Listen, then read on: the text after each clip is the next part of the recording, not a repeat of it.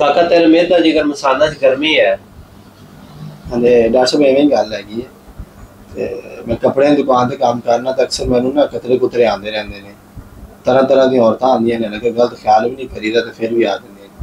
बस आदे ज़हन पॉजिटिव रखा करो।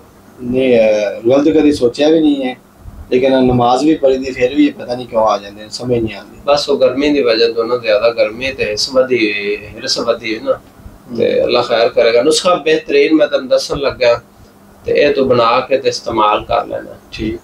गेरू लेना 2 तोले, कशनीज 2 तोले, कफूर 1 तोला, संदल सफेद इंडियन 1 तोला, ते बही दाना 1 तोला। इन सारिया चीज़ों पी के पाउडर कर लेना। जीरो साइज का कैप्सूल भर के सुबह शाम खाना खावन तो अद्धे घंटे बाद एक कैप्सूल लेना 2 टाइम। ते इंशाल्लाह तेरी जेडी हिस वधी हुई थी, हिरस वधी हुई ना, ये ठीक हो जाए, कतरे शतरे ठीक हो जाए सब। डॉक्टर साहब काम शाम करी देना, टाइम नहीं होता, कोई बनया बनाया दे दो कोर्स।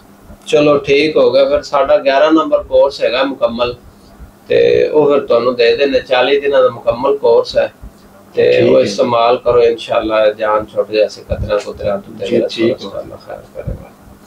दोस्तों नुस्खा मैं दस्या भाई नू, ते तुसी अगर बना सको ते बड़ी चंगी गल है। तुसी ये नुस्खा बना के इस्तेमाल कर लो, नहीं तो फिर साडा 11 नंबर मुकम्मल कोर्स है तैयारशुदा, वो तुसी मंगवाना चाहो तो साडे नंबरां ते मंगवा के इस्तेमाल कर सकदे जे, ते ठीक हो सकदा।